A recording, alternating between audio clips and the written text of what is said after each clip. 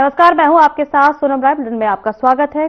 चलिए खबरों में आगे बढ़ते हैं। समाजवादी पार्टी के विधायक शिवपाल सिंह यादव को बयान सामने आया है। उन्होंने यूपी सरकार पर भ्रष्टाचार में लिप्त होने के आरोप लगाए हैं। शिवपाल ने कहा है कि प्रदेश को लूटने के लिए इतना बड़ा बजट आया है, बीजेपी के पास कोई काम नहीं है, आपस में बस लड़ने का काम करते हैं। उत्तर प्रदेश की बीजेपी सरकार पूरी तरह से भ्रष्टाचार में लिप्त है और ये जो बजट पेश हुआ है ऐसे लूटने के लिए इतना बड़ा बजट आया। इस तरीके से सर, कानपुर लैम्बोर्गिनी मामले पे आरोपी शिवम मिश्रा की गिरफ्तारी हो गई है, कैसे देख रहे हैं? लंबे समय से सभा भी यही चाह रही थी कि आरोपी गिरफ्तारी हो। काय में गिरफ्तारी होगी मुझे नहीं जानकारी। मुर्शिदाबाद में बाबरी मस्जिद बन रही है सर, उसका निर्माण शुरू हो गया है। देखिए, इनके पास कोई काम तो है, बस आपस में समाज को लड़ाएंगे, वर्ग को लड़ाने का काम है बस। तो वही जो है विधायक, उनके खिलाफ भी जो है ये चल रहा है कि ओबीसी का जो सर्टिफिकेट वो फर्जी है, उसको लेकर फिर से एक बार मामला। देखिए, ये झूठा है, उसकी जांच करा ले और जांच कराने के बाद जिस लोगों ने आरोप जो लगाया है उनके खिलाफ कार्रवाई जरूर करें। क्या ये द्वेषभावना सारी की जो पहले अब्दुल्ला और अब जो है केवल द्वेष ये सब हो रही हैं। खाली रिपोर्ट लिखा करके समाजवादी पार्टी के लोगों को फंसाया है।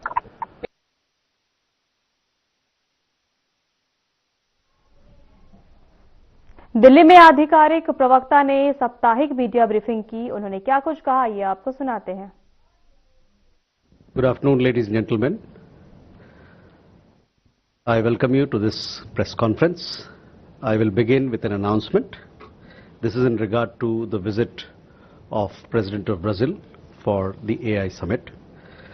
At the invitation of Prime Minister of India, Shri Narendra Modi, His Excellency Luiz Inácio Lula da Silva, the President of the Federative Republic of Brazil, will be paying a state visit to India from 18 to 22nd February 2026. President Lula will be participating in the second AI Summit, which is to be held from 19 to 20th February here in Delhi. The main day of the Brazilian state visit, bilateral talks, will be on 21st February. President Lula will be hosted by our President, Honorable President, on 21st, and there will be several other dignitaries who will be calling on him, including Honorable Vice President of India. President Lula will be accompanied by several ministers and a business delegation, and there are several events that have been planned engaging the business delegation as well. For more details, you can refer to the press release that will be shortly issued on the visit of President of Brazil. We have also given you details of, we have also announced the visit of President of France for the AI Summit.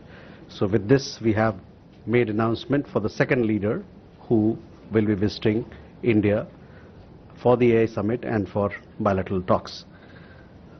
We will be giving you more details of other leaders who are coming for the AI Summit, and hopefully that you should have soon.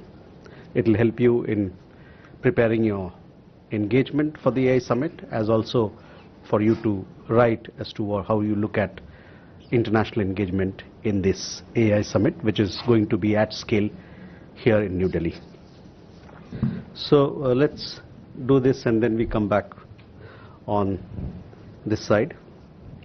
So Rishabh, first regarding your question on the fact sheet. All of you are aware that India and the United States, we had agreed to a joint statement on the framework for an interim agreement on reciprocal and mutually beneficial trade. This was issued on 7th February 2026. The joint statement is the framework and remains the basis of our mutual understanding in this matter. Both sides will now work towards implementing this framework and finalizing the interim agreement. The amendments in the US fact sheet reflect the shared understandings contained in the joint statement.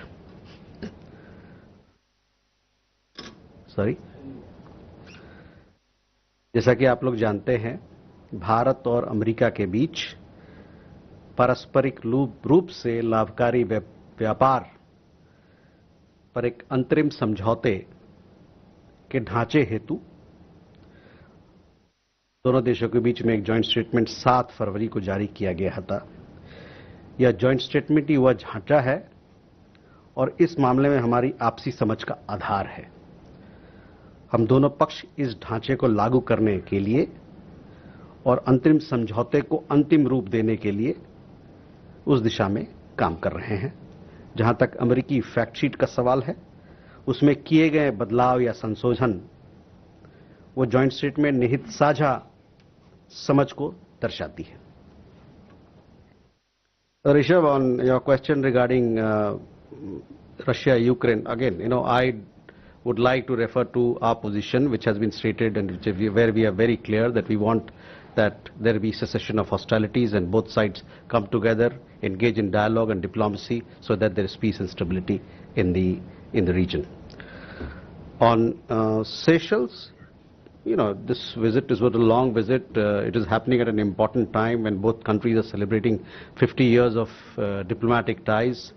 During the course of the visit, we've had high-level engagements, and during those high-level engagements, all aspects of this relationship have been discussed. We had a press briefing by Foreign Secretary where he also talked about defense cooperation that is happening between India and Seychelles and what are the elements of it. So I would refer you to those documents and to those conversations for more details that you may wish to look at. Ayushi, yes, we had given you a readout of the National Security Advisor's visit to Canada, where he met his counterpart as part of ongoing collaboration and cooperation that we have on security matters. This is part of a regular dialogue that we have. Yes, both countries have agreed to establish a liaison officer so that we can have a clear flow of information, a smoother flow of information, better coordination on matters of security such as crimes and drug trafficking, so on and so forth, that both countries can collaborate better to strengthen our joint collaboration, our fight against such menace. So law enforcement liaison officers, both countries have agreed that there will be liaison officers on both sides. As to when it is going to happen, I don't have a correct any framework or a time framework in mind with me as at this point in time, but we'll get you an update on that. नहीं, consular access मिल पाया है। हम लोग जाके उन सभी लोगों से मिल पाए हैं। उस 16 लोग में से 8 लोग को छोड़ दिया गया है। वो 8 लोग को वापस लाने के लिए प्रक्रिया चल रही थी। शायद मैं पूरे दावे के साथ नहीं कह सकता हूं, लेकिन मेरा ये मानना है और मेरी जो मुझे बताया गया था कि वो कल शायद भारत पहुंच गए हैं। कल शायद भारत पहुंच गए हैं, आज पहुंचने वाले हैं। तो ये दूरी है उनके आने की खबर में। और जो 8 लोग जिसकी बारे बात कर रहे हैं आप लोग, आपने जिसका 16 में से 8 लोग जो बचे हुए हैं, उसके बारे में हमारे भारतीय दूतावास वहां के सरकार से बात कर रही है, किस प्रकार से उनको मदद किया जाए, किस प्रकार से उनके देखरेख किया जाए और कैसे उनका मसला को सुलझाया जाए। With that, let's come to the close of this press briefing. Thank you very much for your attention. वक्त तो चला है ब्रेक का।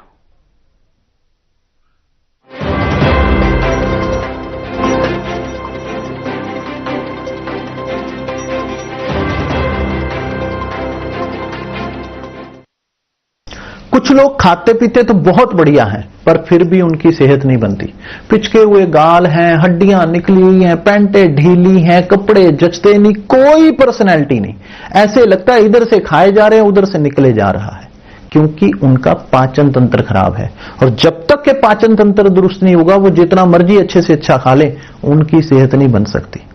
इसलिए हमारी संस्था सन्यासी आयुर्वेदा ने एक ऐसी दवा का निर्माण किया है जो कि आपके लिवर को, आपके पाचन तंत्र को दुरुस्त करने का काम करती है, ताकि आप जो भी खाएं उसका पूरे का पूरा निचोड़ आपके शरीर को लगे, आपकी भूख बढ़े, खाया पिया सही से लगे, नया खून बने, हड्डियों में जान आए, वजन बढ़े और आप मोटे तगड़े खूबसूरत पर्सनैलिटी के मालिक बन जाएं। सिर्फ 655 रुपए की पूरे 1 महीने की दवा होती है और आप इसे घर बैठे 01145454545 पर फोन करके दवा मंगवा सकते हैं।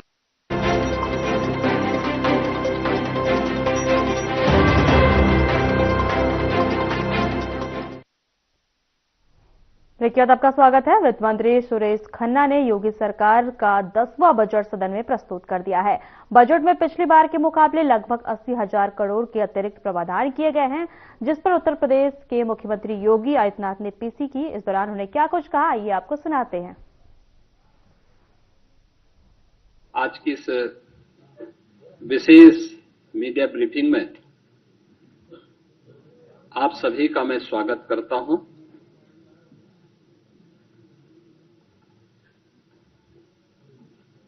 आज वर्ष 26-27 का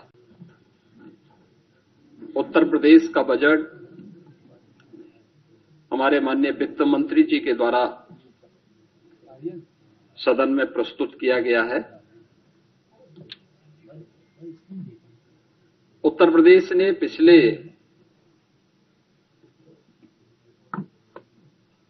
9 वर्ष के दौरान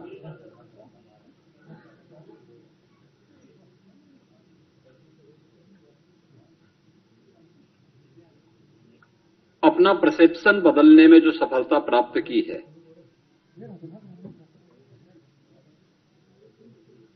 पॉलिसी पैरालिसिस से उभर करके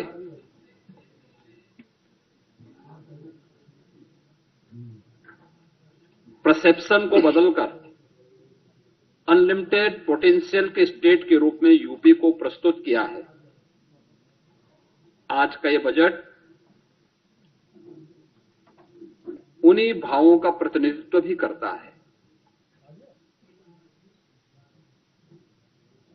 आपने देखा होगा कि 9 वर्ष में 3 गुना से अधिक उत्तर प्रदेश का यह बजट बढ़ा है, यानी 9,12,000 करोड़ रुपए से अधिक का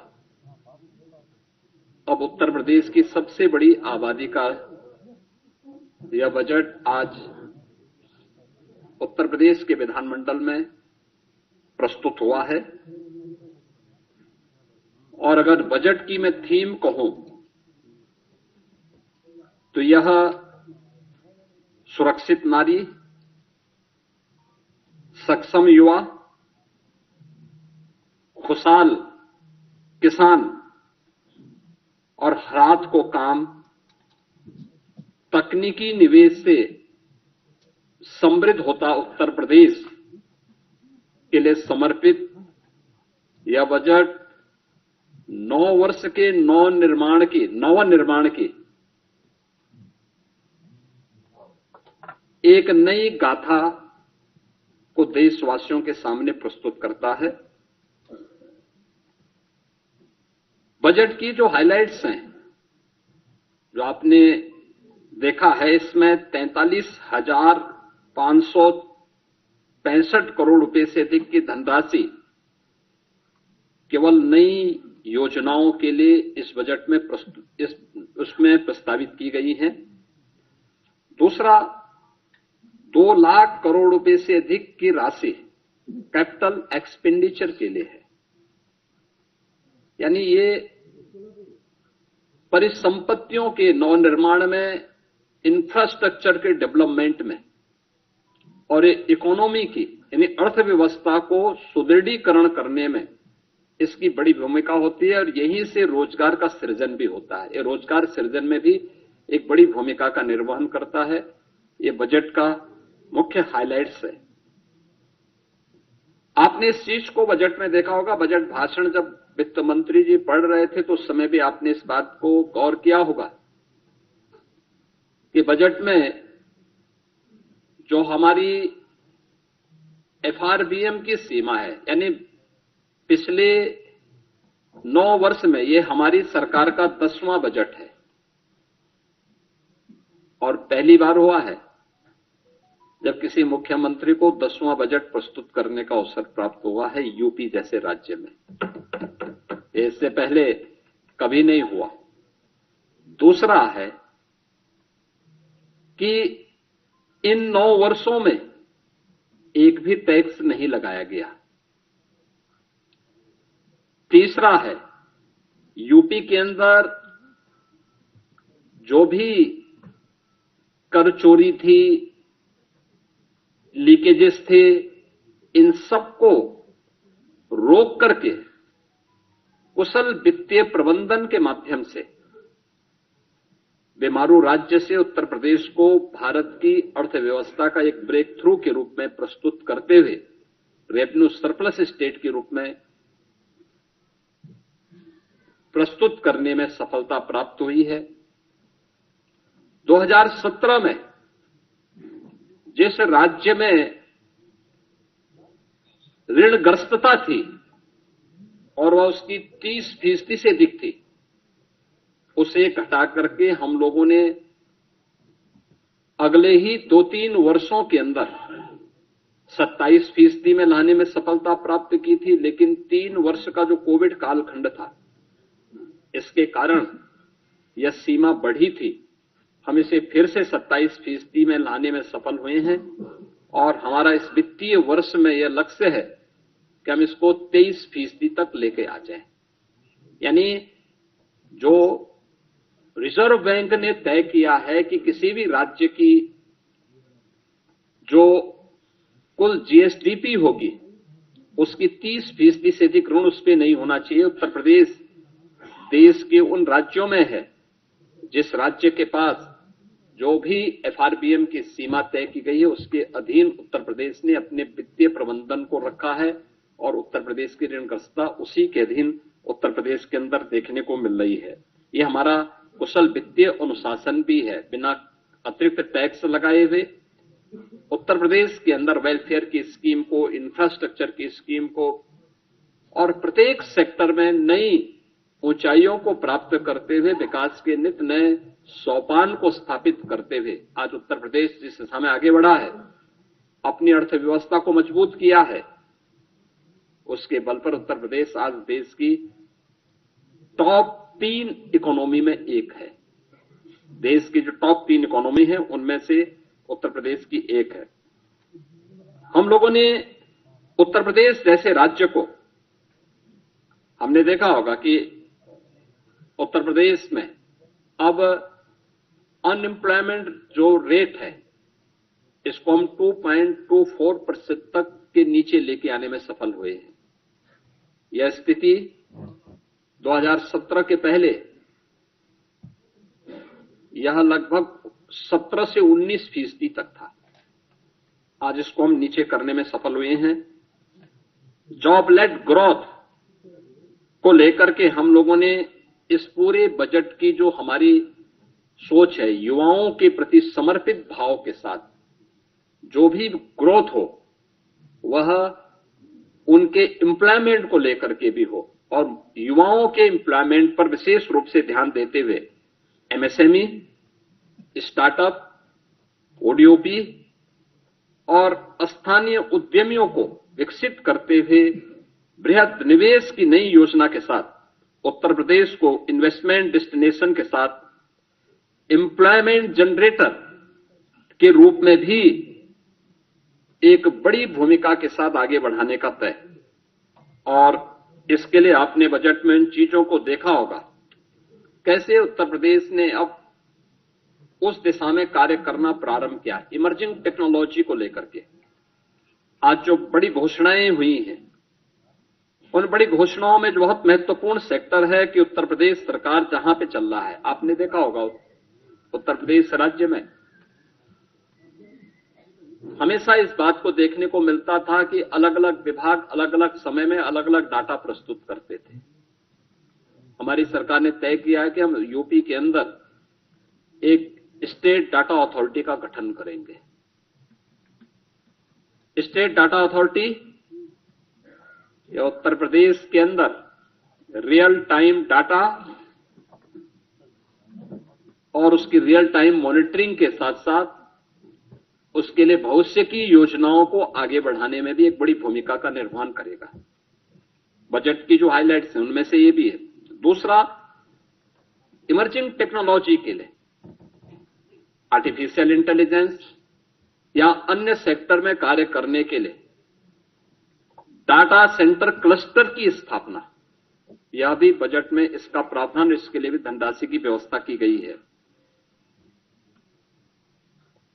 मेडटेक और डीपटेक के लिए EI मिशन की घोषणा, यह भी इस बजट के अंदर है, जिससे युवाओं के लिए स्किल युवा को अधिक से अधिक जॉब हम उपलब्ध करवा सकें। इसके लिए उनकी स्किलिंग की प्लानिंग भी इस बजट में, उसका महिला उद्यमी उत्पाद और विपणन केंद्र के रूप में उसे विकसित करना है। सी मार्ट के रूप में लोकल स्तर पर SHGs के माध्यम से उन महिलाओं को प्रोत्साहित करने के लिए एक बड़ी घोषणा ये भी है, जिसमें स्थानीय स्तर की महिलाएं SHGs के माध्यम से जो अपना लोकल गांव में, शहरी क्षेत्र में अपना प्रोडक्ट बनाती हैं, महिला स्वयंसेवी समूहों को प्रोत्साहित करने के लिए स्कीम एक महत्वपूर्ण भूमिका का निर्वहन करेगा। City economic zone SCR, Kashi Mirzapur economic zone, Prayagraj Chitrakoot economic zone, Kanpur Jhansi economic zone, ये क्लस्टर डेवलप करने की एक नई कार्रवाई को आगे बढ़ाने के लिए भी बजट में प्रावधान किया गया है। और ईज ऑफ डूइंग बिजनेस के बाद जन विश्वास सिद्धांत, देखिए बहुत महत्वपूर्ण बात है यह जन विश्वास सिद्धांत, ईज ऑफ डूइंग बिजनेस। हम 17 में जब आए थे, यूपी का ईज ऑफ डूइंग बिजनेस में जो रैंकिंग थी वह लगभग 13-14 पे रैंकिंग थी हमारी। हम लोगों ने पहले 3 वर्ष के अंदर इसको नंबर 2 पर लाने में सफलता प्राप्त की। फिर यूपी ने चीफ अचीवर स्टेट के रूप में अपने आप को स्थापित किया। अब हम जन विश्वास सिद्धांत के रूप में निवेश करने वाले निवेशक को सिंगल विंडो सचमुच दिखाई दे, इसके लिए उन सभी चीजों में रिलैक्स करना, रजिस्ट्रेशन, लाइसेंसिंग आदि की कार्रवाई को अधिक सरल और सहज बनाने के लिए हमें इस दिशा में आगे कार्य कर, इस दिशा में इसको अब लागू करने की दिशा में यूपी आगे बढ़ा है। प्रदेश में डिजिटल एंटरप्रेन्योरशिप योजना, इस स्कीम को भी यूपी ने आगे बढ़ाने की दिशा में इस बजट में इस पर कार्य किया है। लेकिन इन सभी पर हमें सफलता तब मिली है जब प्रदेश के अंदर उस प्रकार के वातावरण को बनाने में हमें सफलता प्राप्त हुई। फिलहाल हमारे खास बुलेटिन में इतना ही। नमस्कार। यही रियल ग्रोथ